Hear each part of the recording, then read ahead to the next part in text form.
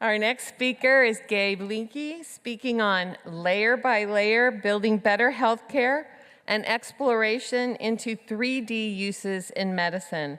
Mr. Linke is the 3D Imaging and Advanced Visualization Program Manager at Children's Nebraska. Linke leads the development and implementation of cutting-edge 3D technologies with the mission of improving the lives of children. A chance encounter with a 3D heart model at Children's Hospital and Medical Center in Omaha inspired the establishment of a 3D printing program at that hospital. Mr. Linke worked as the cardiac CT, MR, imaging, and 3D printing coordinator, expanding the technology from cardiac care to a hospital-wide initiative, which resulted in the creation of the 3D Advanced Visualization Lab. Linke assumed his position as manager of 3D in 2023. His work has resulted in significant advancements in preoperative planning, surgical training, and patient education. The 3D Advanced Visualization Lab processes over 10 cases weekly, producing intricate anatomical models and exploring new applications in simulation and bioprinting. Additionally, Linke has played a pivotal role in establishing the first healthcare-focused 3D certification at Clarkson College and partners with leading organizations, including the University of Nebraska Medical Center's iExcel program, to accelerate the adoption of 3D technologies in medicine. It is my pleasure to invite Gabe Linke up here to the stage.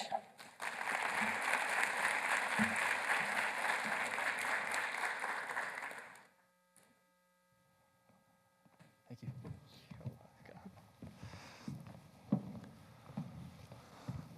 Well, thank you for that introduction. It honestly covers about the first 5 minutes of my talk, so this will be fun to dive into the details. But it is truly an honor to be here, coming in and spending some time with some of the faculty last night and getting to know Dr. Lemons the last few months.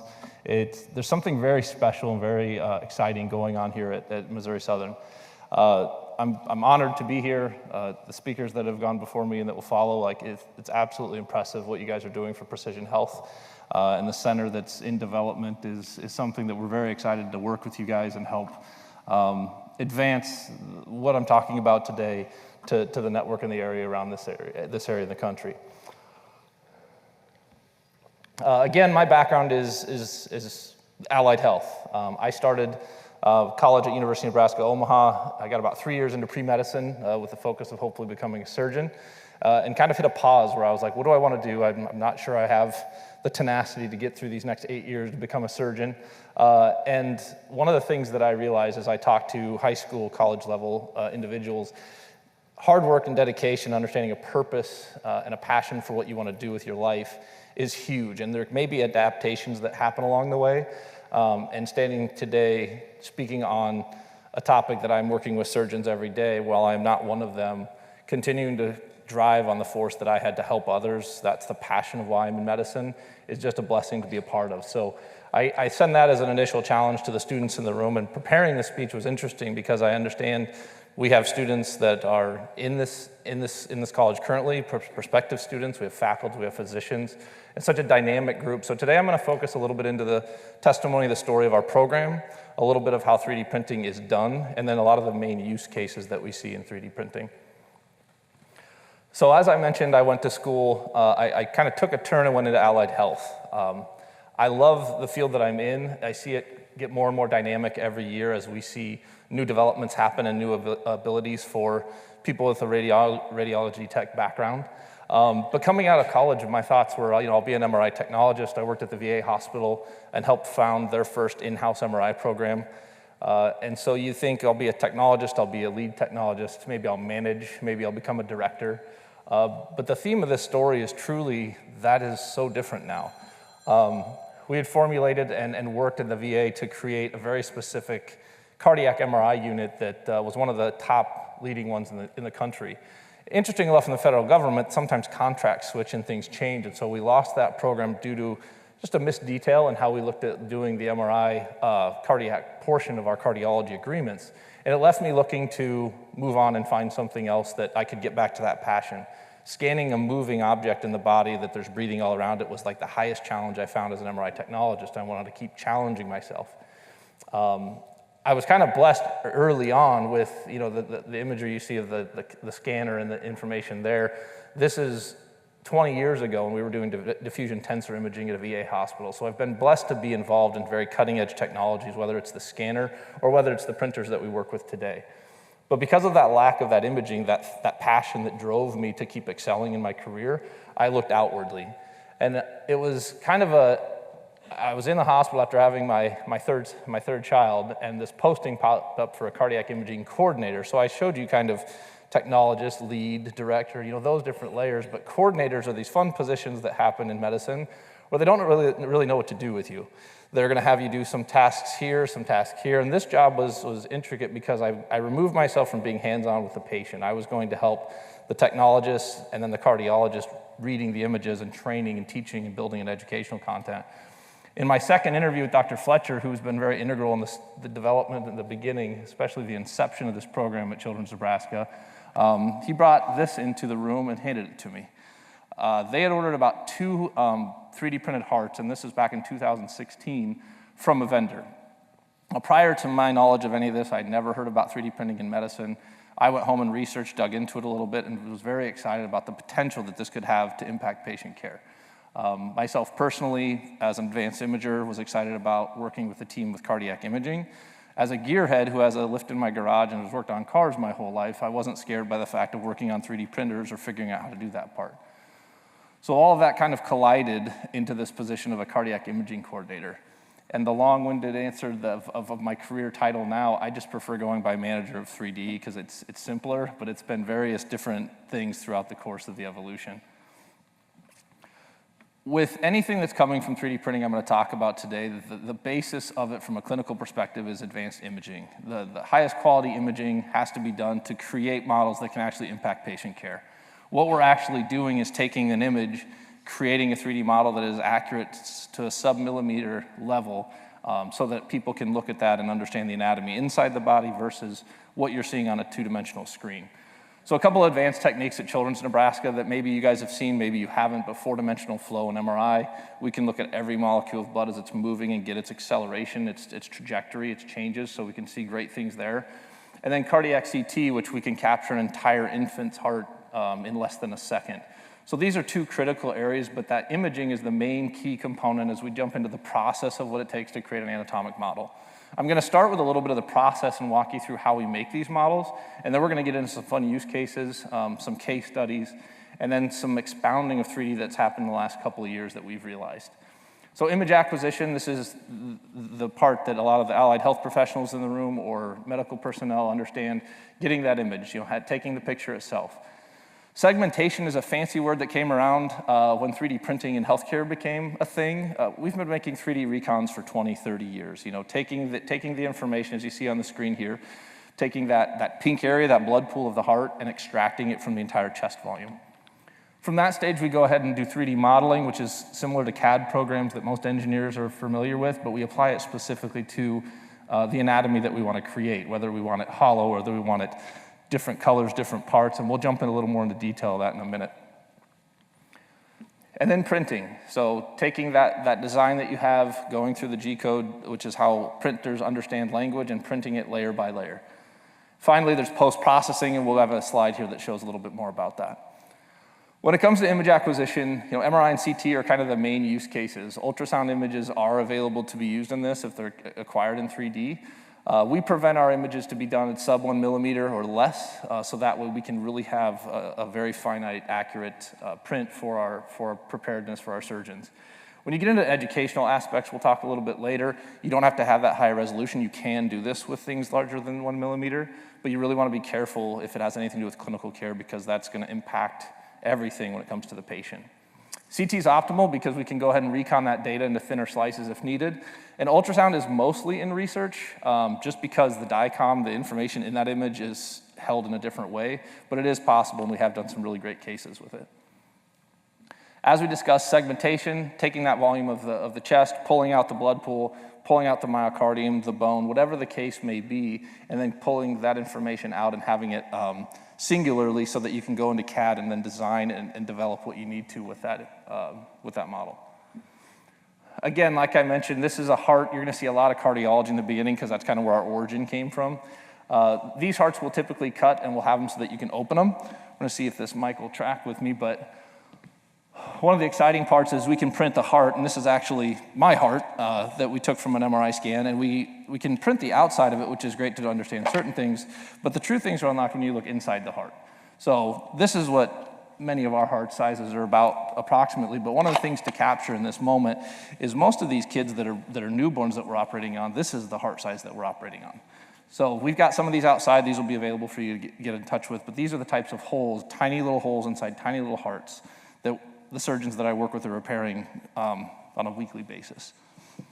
So the modeling, do we want it to come apart? Do we want it to stay together? Do we need magnets included so that it sticks together? What colors do we want to use? That's all in the 3D modeling phase of designing these prints. And then printing. If you haven't seen 3D printing done, we use a Stratasys J850 printer for our main printer for most of the anatomic modeling. It can do 16 microns of resolution in the Z-axis. You can see there layer by layer how that kind of goes through. Let's see if I can get it to play again. And the next step with the post-processing, you see the white waxy material kind of all around it. That's what's called a support material. So that prints anything that might slouch or not hold up while it's curing. Stratasys printers use a liquid resin, so just like an inkjet printer on paper, and then UV light goes through and cures that into a solid material, whatever that material might be, whether it's a rubberized material, whether it's a solid bone-like material, and anything in between. So then post-processing, like I said, that white waxy material that you saw as a support material, that's then cleaned off in kind of a power washing station, and then you get different attributes that you can do where you polish to make models clear, where you maybe give them a different finish. Some of our printing we do is clear so you can see tumors and different structures inside of something. So this is a kidney tumor. You can see inside of it there where that tumor is, and that's just one of the attributes of post-processing that model so that you can see inside of it, make it really clear like glass. There's a lot of different applications for post-processing. That's a couple of the major ones that we use daily. I like to pause here. So cardiology, like I said, was a big part, but the biggest move our organization had in 3D printing was getting it into radiology, where all imaging and all subspecialties kind of conglomerate and come to. Dr. Jason Christensen came to us from Vanderbilt. He's a close personal friend and pushed us to new levels. We call him our living poster board. He literally tells everyone about what we do. He understands the technology. And when it comes to building a program and the proliferation of it to a new level, it's really in the physicians and the surgeons and how they share what you're doing. Dr. Christensen understands all the way down to running an MRI machine himself, which is impressive when you've been an MRI technologist, to how we segment, to how we finish models, and it's really been him championing us to push the envelope to do new things. This was at the Society for Cardiovascular MRI. They ran a 3D printing contest in 2019, and we were able to be there and kind of blow away a lot of the people with the work that's being done in Omaha, Nebraska. Shifting gears a little bit into what all do we use this for in medicine. So I've kind of talked a little bit about anatomic modeling being our main foundational piece that we use. We started this program, like I said, from a donation from the Goldwyn Foundation. That bought us a printer that did one material and software for about 3 years. That was sitting there in an office when I came in, and from there we learned and we adapted and we just took off with it. So anatomic modeling is the core of what we do. We have it fully integrated into our medical record, into our ordering, just like almost another modality in radiology. So just like CT, MRI, ultrasound, we have 3D, and you order it and utilize it just in the same type of fashion. We can get into custom patient-specific devices. We'll talk a little bit more about that and what we can use 3D for there. Rapid prototyping is another great aspect.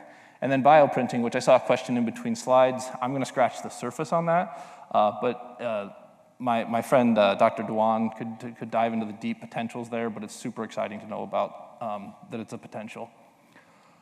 So anatomic modeling, you see the models here, there's some outside, taking that process that we just talked about and creating anatomy for a surgeon to prepare. I like to kind of correlate this to like a batting cage. We've never really had this type of an approach in medicine where you can actually get patient-specific anatomy out of their body and then start working on it on a table before you go into the operating room. So especially the small hearts that I showed you up here, if you're able to preview that before getting to the operating room, there's so many different applications that you can increase efficiency, you can be more prepared, and you can better explain those types of processes to everybody involved. Dr. Hancock-Friesen is here actually simulating a surgery. The types of materials that are available for this now are wildly different. We're able to do all the way down to gelatinous materials using digital anatomy technology from Stratasys to solid bone, and then we can layer that and blend it in all kinds of different ways. So this was an interesting aspect because we were using a product called Agilus, which is really strong for doing cath lab simulations, but she was able to cut open, and that material was a little too tough. Now they have what's called tissue matrix, and you can cut it open and blend it differently so it's actually simulating the tissue even more and more accurately. We use this in almost every subspecialty in our hospital. You'll see a lot more of it with the other cases as we get into them. Patient-specific devices. This is a new venture for us at Children's Nebraska, actually being part of the manufacturing process, but this has been going on for a while. If you look at surgical guides, these are actual custom precision surgical guides for a specific patient. It's a big aspect of virtual surgical planning, so we're talking about visualization with the models, whether it's virtual or whether it's 3D printed. Now we're able to go through and virtually plan that surgery and have guides to put on the patient's anatomy. The case I have printed up here is actually an oncology case that may be hard to see, but you can see there's a little bit of red kind of shining through here, and that's a tumor inside the bone. So we can go ahead and meet with the surgeon, figure out where we want those guides to go. They'll actually go directly on the bone and fit into some of those intricate shapes. They run their K-wires here, and then they have an actual slot that they're going to use their blade. They're going to go in with their saw, make an exact, precise cut that they planned ever before they open the patient up in the operating room. So when you think about from a planning perspective, just a whole new way to approach it. I'm blown away when I meet with surgeons that have done this without these types of technologies, especially in some of the congenital defects that we've seen. And it's just a great testament to how good and creative they are with the skills that they have. And this is just an avenue to help them try and plan that ahead of time, so that way they have a little bit more of a strategic approach as they get into the operating room.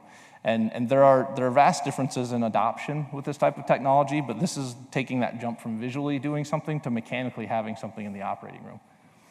Dr. Jorge Zuniga is at the University of Nebraska at Omaha. Him and his son invented the Cyborg Beast in 2014.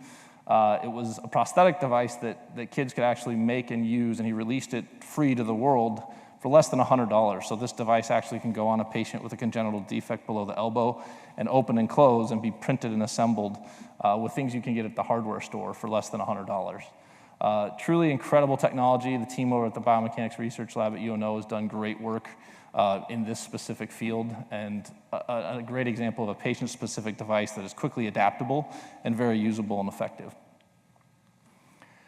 Rapid prototyping, this is kind of a general term, as you look at it, but Dr. Donnie Saw, who is with us at Children's Nebraska for many years, came to us with a device that took him 8 to 10 years to get made early in his practice.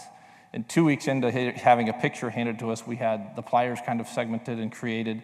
We created a precision syringe that was available to him a couple weeks after his initial thoughts were together, and we're able to actually get those into FDA compliance testing within a couple of months. So rapid prototyping with a 3D printing program is an essential to expediting what we can do for medical device. There's still all the intricacies of regulation that come to that, but you can have that part ready to go to those places and the regulatory aspects of it much, much quicker. Shay Lundaby is a good friend of mine that my dream job when I was an MRI technologist was to develop and design coils. So he worked actually at the University in Omaha making coils for the 7 Tesla testing magnet, and did a lot of really unique things with 3D printing the coil infrastructure and then plating it with copper so you could actually get way better signal and very intricate designs. Just another great example of rapid prototyping and how 3D printing can change the potential that you have inside of a program. And then bioprinting, Dr. Dewan speaks to this very well. We're getting into an area that there are the abilities to, using stem cells and biologic infrastructures, printing different types of tissues. Cellularly, we've been able to have success. In tissues, we've had success. The big challenge has been jumping into the organ infrastructure and having multiple tissues that can interact and engage together. Dr. Dewan's background is heavily involved in valves. We were fortunate to do a multi-site study and did a lot of the segmentation work for these valves that they printed. But the thought of us having potentially organs someday that we can print and transplant is one of those that is on the horizon. The ethics involved with it, the process are all going to be really fun things to sit back and watch, and I enjoy making plastic things that help patients in surgery instead of being on Dr. DeWant's side of having to figure out all those fun adventures. But it's very exciting to think about the potential and where we're getting with this type of technology. So getting into a few case studies, craniosynostosis is a specific case where children are born, we're all born with different joints, sutures in our head, and oftentimes you'll have scenarios where they get fused. So this child actually had a fusion of the top suture, which creates the brain not to have enough space or the skull not to have enough space for the brain to grow, which causes the need to do a surgery to increase the volume of that skull cavity. This is an example of multiple different avenues that we've discussed, but prior to using this technology, literally you would get inside, get the scalp removed and look at the skull and literally cut it up into puzzle pieces and try and put it back together to make more volume without anything planing. I can't imagine trying to do that the way that Dr. Vargo does this at our institution. It's virtual surgical planning. You go in, you get a guide that you click on, and you create the puzzle pieces ahead of time, so that way you know that you're going to be creating the best scenario ahead of the surgery. In plastic surgery or craniomaxillofacial surgery, this is hugely important because you're not only talking about a functional aspect of having more volume for the brain to grow, you're also talking about the aesthetic of what that patient and that child is going to look like. And we all know what it's like to have those scenarios where something's different or something's changed. This is huge, and he's just such a brilliant physician and surgeon on how he approaches that for each individual child. Left ventricular assist devices are a huge aspect for heart transplant patients. We do treat, we're an adult congenital heart program, so we actually track and scan children anywhere from newborns all the way up to their 90s with congenital defects. So we had a physician come to us with a challenge. This heart was dilated. He needed to know where he was going to put that device inside the rib cage. So through segmentation, we 3D printed this and also virtually created this so we could move the location of the assist device around inside the chest cavity and just have a better thought out plan before we got into the operating room. This was highly helpful. Medtronic reached out to us and was very curious about how we're doing. You'll see a lot of pediatric institutions with different variables of how they do this aspect, but super helpful in the planning of where these devices are going to be placed. This is an interesting nuance that we kind of ran into. So general surgery, Dr. Shahab Abdesalam was a surgeon at Children's Nebraska early on in our process. And we had a single material printer, so we could print one material, and it was usually a rubberized looking heart or a solid bone. And we had to figure out, okay, how do we prove we need one of these multi-material printers that can do all the different colors that we need? So a lot of that was hand painting, different polishing, lots of the post-processing techniques we talked about, and then assembling that case together. This instance, you see the clear tumor that's kind of up in the neck of the patient. That was printed so you could see through to the different vasculature, see all the surrounding muscles, bones, kind of the intricacies of that surgery. Dr. Abdesalam, because of us having to assemble these, really enjoyed the fact that he could layer by layer go through his surgery and pull off the anatomy that was obscuring his view below to the tumor. We did a lot of neuroblastoma cases in the abdomen with this type of technology. This one specifically was in the neck. But what that proved was like having multiple colors, having an assembly where we use magnets and cylinders to assemble them. It helped us push the idea we need this multi-material printing to do everything we need to do.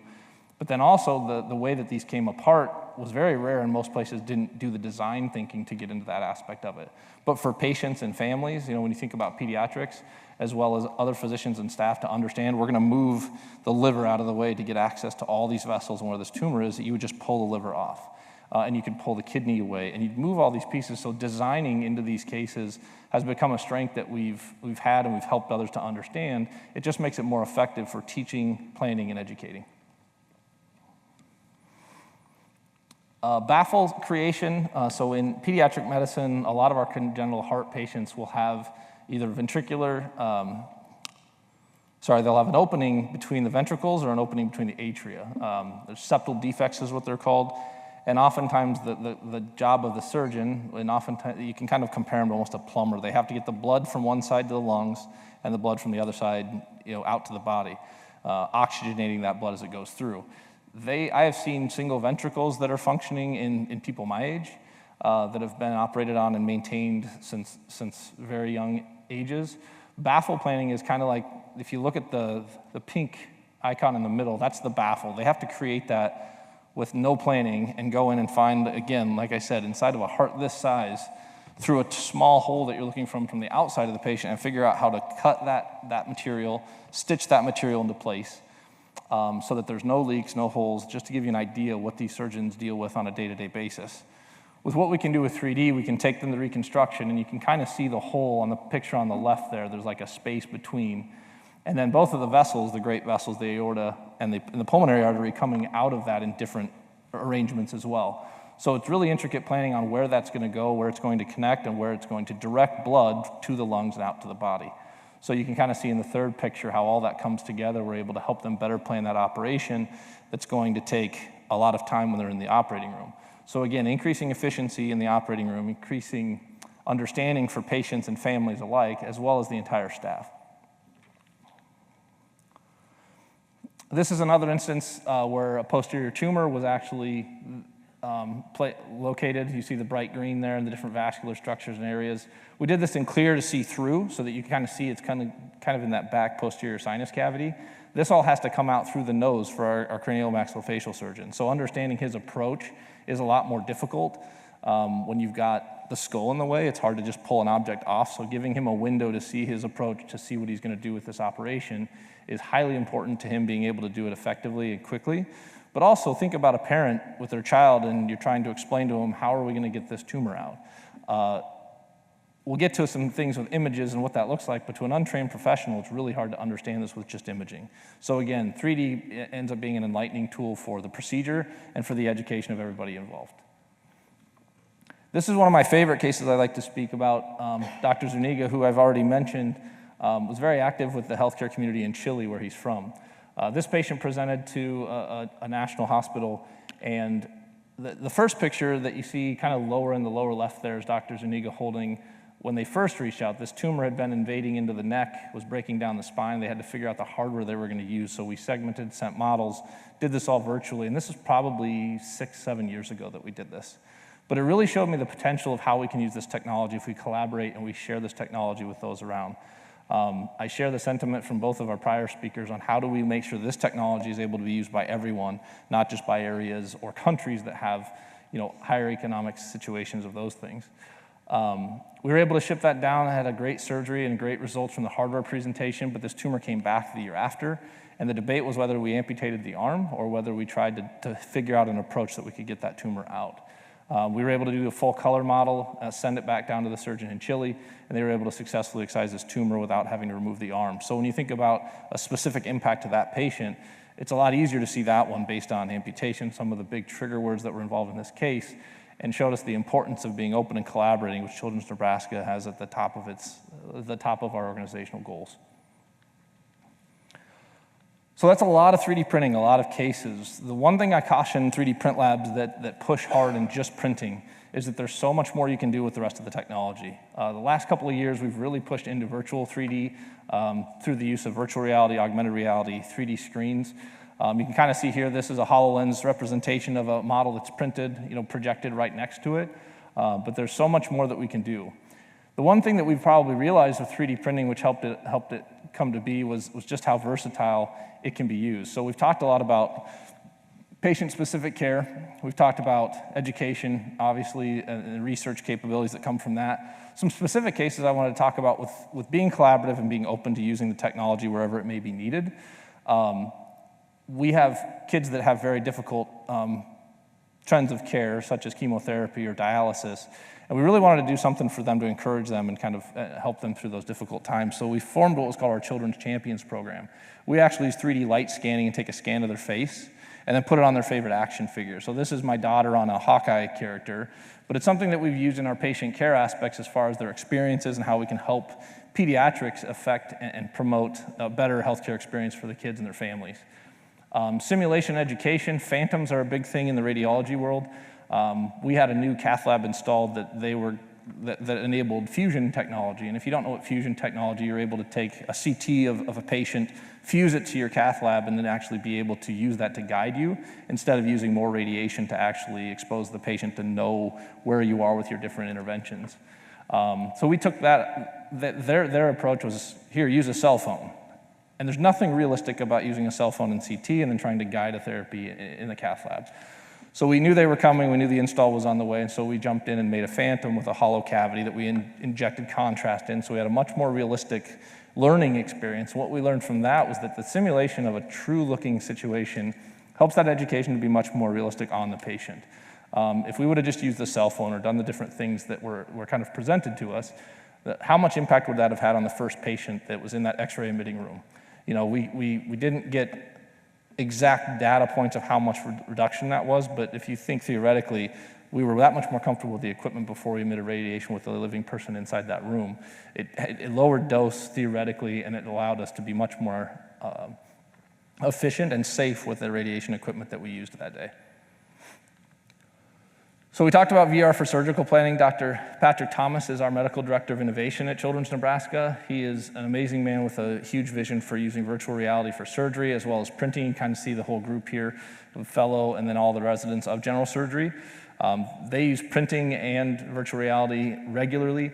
The front half of this video you saw earlier, but then to jump into what virtual surgery opens us to is the ability to then use this information, manipulate it. You can turn on your cutting plane similar to how you can in other softwares. You can turn on and off objects. You can make them clear, transparent.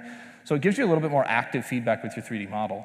We use both. We're going to probably always use both because one of the deficiencies of virtual reality is there aren't really great haptic feedback systems out there yet. There are some places that claim and are working and researching haptic feedback, but there's nothing like a model that's created with synthesized materials to replicate what it's going to be like in surgery. You see here at the end, we're able to kind of look at like a fly-through view of the aorta and see where those different takeoffs are for the different abdominal vessels. You can easily see where there's infiltration of tumor or other anatomies when you're dealing with some of those specific instances. So the other aspect to using virtual reality or virtual 3D comes in the effect of 4 dimensions. So we do 4D CT, where we have the heart moving as we're scanning it, and we also do 4D echo.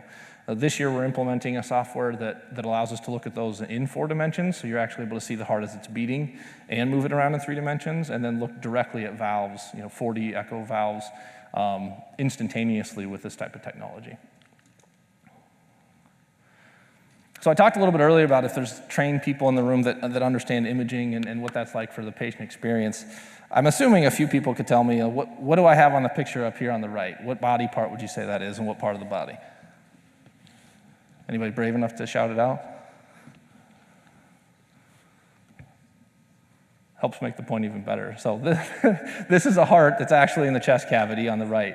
So you look at that, it looks a little weird, it looks a little funky. This is what it used to be like to show families, hey, we're gonna do open heart surgery, whether it's on you as an adult, whether it's on your child. This is what we're gonna show you and try and walk you through it and educate. About 5 to 10 seconds in, it just starts looking like the left hand of the screen. Everything fogs out. You don't really care what they're saying, how they're explaining it to you, because you're dealing, one, with an emotional scenario that now you're understanding, I need heart surgery. My child needs heart surgery. 2, you're not trained in how to read this and how to understand that. That's not how we deal with the world. As a radiology backgrounded person or a radiologist or a cardiologist that does imaging, we can see this, we understand it, and we can explain it. The biggest jump we've probably understood with all this technological use comes in this slide. So this has color and some different features. It used to be in black and white, but we would do what was called a spin and a tumble. Anybody seen a spin and a tumble in radiology ever? Good, okay, good, lots of good exposure here. So it's just basically a radial cut of a 3-dimensional image in a 2D plane. So you get to see things a little bit, you get some different angles and offsets. There is access now technologically to get to the true 3D file, which you're gonna see playing now on the right-hand side, to go in and manipulate, and we can each manipulate if we get access to that source data. So you can see here the airway is being impinged by the aorta, the ribs and where those are located can be turned on and off so you can better see what you're looking at. And this has been one of the biggest jumps, and when you have a 3D model, you're not dealing with any technological impediment, you can see it and move it and manipulate it. What we realized a couple years after printing is if we can just get access to this data, we get a really big jump towards almost having what we have with 3D printing and all the advanced visualization. So access to your 3D source information is something that probably can be done in a week or 2 in any institution, figuring out the infrastructure with IT to get that access, and will have a massive impact. So as we talk about all these things, this is a huge jump that any institution can get installed and get in place fairly quickly, and we're happy to help advocate for that and if any institutions have questions or desires for it. So again, the biggest theme here is education for patients and families when it comes to these different offshoots and different uses. Cade was one of our first patients that we used some of the printing technologies for, and the picture I love here because it shows him understanding what's going on with his heart and his family understanding what's going on with his heart. Even his two sisters, it was a pretty specific, intricate procedure, but to understand and get to watch and see him engage with these models so that everybody's better prepared was just a huge thing that happened probably, like I said, 6 to 7 years ago for us. But we want to encourage and help other institutions build this type of technological use. The picture on the right here is a really difficult to understand concept when the aorta actually goes from a neonate stage. You have that arch that's there in the middle, and then it twists into what is in your body today. Very difficult, very complex. And we have about 7 of the different variables, all printed and virtual, to show the different kind of arrangements that can happen if something goes a little bit wrong in that process. We use this for teaching our fellows and our residents, our staff, as well as the patients. So we have this available before they ever even have a scan. If their echo is done and they can kind of see some arrangement, this helps us estimate and explain in the patient care rooms. This is kind of the interactive part of the presentation. If anybody wants to pull their phone out and scan this, I'll give you a few seconds to do that. This will actually pull up 3D volume. So we're using simulation heavily at our institution. One of the biggest challenges in pediatrics is vendors that make everything for training focus on maybe there's a 12-year-old child version and then there's adults of various body habitus. We don't have a lot for infants, neonates. We don't have a lot for young children. So we're building and making these ourselves because of the print capabilities. But what we've learned is pairing that with actual virtual aspects to where you guys can all have this on your phone right now. You can turn on and off the different structures. You can look and see the complications that this child has and see the anatomy that's inside this simulation model as you're going to operate. Giving you kind of a virtual guide as you're working on an actual physical model. So this is our approach to encouraging better simulation for pediatrics, and we can encourage even into the adult population to use this type of technology to better learn and better understand procedures, again, so that we're practicing on inanimate objects before we get to real-life patients. We talked a little about collaborative partners in my introduction. You know, one of the things is we were gifted this program in Children's Nebraska, and myself, our heart is to help share and proliferate this technology anywhere that we go. We talked a little bit about University of Nebraska and Creighton. UNO is where Dr. Zuniga is. One piece I'd like to say with that, you know, for me personally, working with NASA was kind of a top thing that happened, 7 years ago.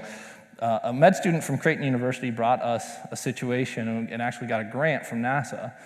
And her father was owned an OB practice out on the East Coast. And the proposition that she made that got the grant was, how can we make a blind parent or blind family member engage and understand the same way we do with our 20-week 3D ultrasound of our patient, or of our child? So what the task was to figure out that process and that operation. So we worked with the local OB firm, went ahead and made and printed actually that patient's face so that that mom could actually then engage and understand and feel that patient's face the same way we look and see our 3D images. So it was a great opportunity to jump the gap and use this technology again in a new collaborative way. And I can't stress enough how important collaboration is. You see on here some of the companies that we work with. Elucis is a big VR company. Materialize helps us make our models. Stratasys I've talked about as our printing venue. Insight Surgery is a new collaborative partner with us that is 510K compatible, and that's why we're able to make guides and help people all over the country, honestly all over the world with that type of technology. But then Advanced Tech is a great partner that's come in, and I'm stoked to hear that the organization is working with them as they're almost that middleman that kind of helps keep all the companies in line that you're working with. So I highly encourage Advanced Tech, and I'm a big proponent of theirs. But it just kind of creates this opportunity where collaboration, because this is doing better things for patients, we focus, of course, a little bit of a priority to the peds population that we serve, but we really want to help proliferate this to patients everywhere. And so that's why we're really, really excited to be here. I personally am, and our organization, because we're excited to be collaborating with you guys as well as we build and as we work out towards these next phases. I think I'm up against lunch, so it's probably a good time to say thank you and give some credit to the staff I have here, in Omaha, Matt and Melody. We've been on an interesting roller coaster of tons of innovation, and honestly with Matt and Melody and what they've brought to the program in the last year has really set us up on a new foundation to grow even further. It gives me the freedom to be here to talk with this team and develop what we've been able to develop with the college here, and beyond that. So a big thank you to them. It wouldn't be possible without them. With that, if you have any questions, go ahead.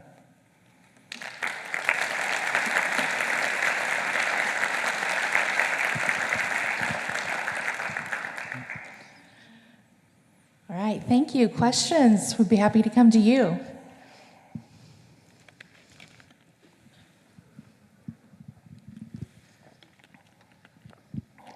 Hi, thank you for that speech. It was really interesting as somebody who didn't know how much 3D impacts the medical field. How long is the timeline on average between finding out they might need a surgery, getting it printed, and getting the surgeon practice with something in 3D? Yeah, it varies. It's a great question. It varies kind of depending on the case. Depending on some of our use cases, when we have newborns with hearts, for example, that they need a surgery to basically keep them alive. When you look at outside potential, usually it takes a week to 10 days to get a model kind of designed, met, and printed. That's one of the reasons we advocate for in-house systems or local, close 3D systems. We can print, so we deal with it as an order, just like they would order a CT on that patient. So they would get a CT on the patient that they'd have a problem. They can order a 3D print to our department. The fastest we've ever had turnaround is about 18 hours from scan to handing the model to the cardiothoracic surgeon. Those are kind of your emergent instances where you need something done and surgery needs to happen imminently. For neuroblastomas or cases like that, we usually know and we're alerted, but typically we have between 7 and 14 days to kind of create and plan. But if they're going through a course of treatments, imaging, different conversations, we'll have time and be part of the conversation as we go through that. So it varies, much like, do I need my MRI today or can I wait 3 weeks for an MRI? It's one of those things that we kind of apply it the same way, and we have the ability to do it now, but also we are planning and prioritizing different cases based on the need. Awesome. And then a follow-up question. Do you think the reliability on 3D printed anatomy might hinder a doctor's ability to go in an emergent situation to where they don't have practice beforehand? So that's one of the that's a phenomenal question, because the one point I kind of touched upon is surgeons already do these surgeries without this technology. So they're able to fall back and do that. But if you're speaking of if we make this part of an education plan where all surgeons learn and do it this way, that is a great question to ponder and to think about, because you still need to be able to perform. And most of those, so Dr. Thomas is actually a trauma surgeon and leads our trauma department. So that's where with printing, you look at these virtual scenarios and some of the 3D reconstructions I showed you, we can make those instantly after a CT is done. So that's another reason why that's so important to have that workflow in your institution, because you can see in more of a three-dimensional view almost instantly after CT or MRI imaging is done. So printing is this avenue of, if you need to simulate this really complex surgery, it's an avenue that's available, but not always necessary. And where pediatrics becomes such a great use case, this is mostly done for really rare instances. We've seen one of this case. We've seen a handful of these cases. As an adult cardiologist, if I'm cleaning this same vessel out of this heart in almost everybody that I see, not to simplify any aspect of their work, that's repetitive and doesn't need the same attention that maybe a 3D print would warrant. Over here. Thank you so much for your talk. That was excellent. Yeah. It might be a little off topic, but there's a lot of students in the room who may want to follow in your footsteps, and I noticed the large number of credentials you have post-VS. So the question is, how long did it take you to achieve those credentials and then become an expert in the field? Thank you for pointing that out. It's probably the most important aspect of this. Why I'm here personally is I'm very passionate about creating educational pathways to this. There aren't a lot right now. When you talk about our field, briefly mentioned in the introduction that we helped found the program at Clarkson College, which is an educational certificate program that is available to anyone that would want to take it. This has pretty much been self-taught for me. I had a day with my Materialize vendor, I had a day with my Stratasys vendor, and we've conceptualized and created from there. One of the biggest things in the community is figuring out how we can partner with institutions such as this to create actual pathways to this. In researching this institution, this university, the way that your allied health is set up is such a beautiful way to add this in to, if you're getting your associates and you become certified for X-ray or CT, but you want to go ahead and get your bachelor's, why not throw in those avenues of of 3D into that coursework. And that's a passion of mine. That's a way that I see the path getting into this. I'm a little bit biased on wanting it to be rad tech based. There's a lot of biomedical engineers out there that think this is where they should be, and honestly, it should be a collaboration of both, because what we're seeing is it's rad tech based because we know the imaging and we know the anatomy, and biomedical engineers coming with their expertise in some of the anatomy and then the machines. Then there's a huge IT component that gets kind of dropped on in the middle of it.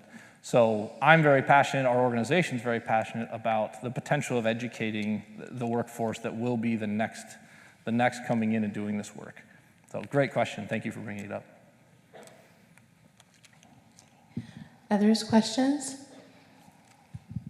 Hi, thank you for being here today. I just had a question about, so with the newborn hearts, when a woman is pregnant and they're getting anatomy scans done, is there any way that you could look at the baby's heart with the pregnant mother to plan accordingly and get the image or the scan done ahead of time, so when the baby is born, you already have the model? So we do fetal MRI, which is a little difficult to get the resolution for an entire heart, but there's a big change that happens in the heart once a baby's born. So we are typically aware of certain cases that we know there's a congenital defect of the heart, and we've imaged that through fetal or through ultrasound. And so we're kind of prepared and ready, but a lot of times that resolution isn't quite high enough. But we do use it for planning and being, as we've talked about prevention and being prepared, we do use it to prepare so then we're ready to go once that patient is born. We do it for different analysis of the lungs as well, for like diaphragmatic hernia. We'll do segmentations of the lungs to establish the lung volume and lung quantity in the fetus.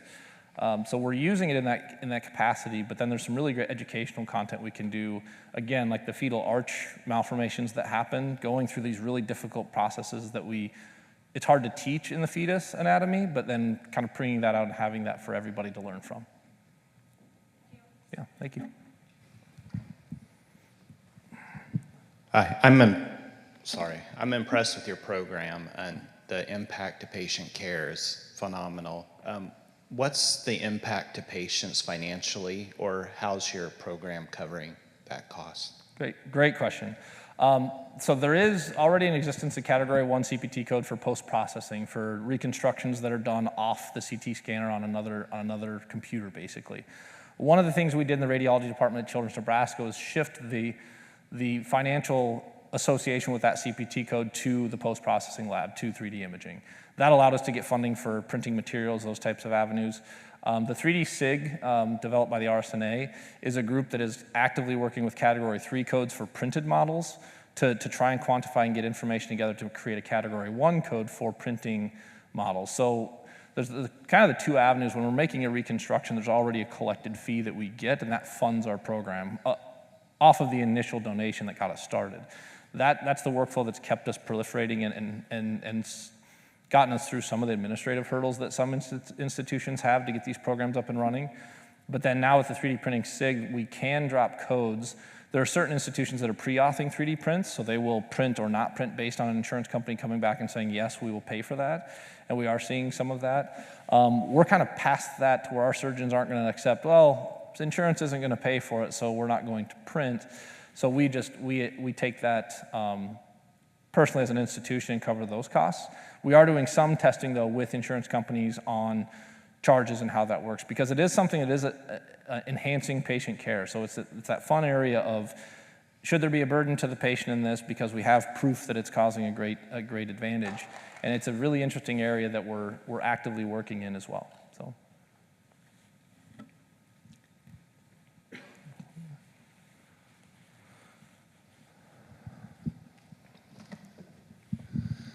I'm sure that it depends on, I'm sure that it depends on each organ and everything, but how long should they last in correlation to organ transfer throughout human parts and such? So if we 3D printed an organ? Correct. We aren't, that's a technology we're not quite there yet. Most of ours are all polymers that we're using to visualize. Okay. Duan has done some things. There is some research you can look up how we're using skin grafting that's been 3D printed for burn victims. That's something you can look into and understand. We don't have a ton of expertise with using biologically 3D printed materials for transplantation. But it's an exciting field. Absolutely. One quick thing, Mr. Linke has put out some 3D printed examples in the lobby on a small table. So as you go out into the lobby, feel free to have a look. So thank you. Excellent.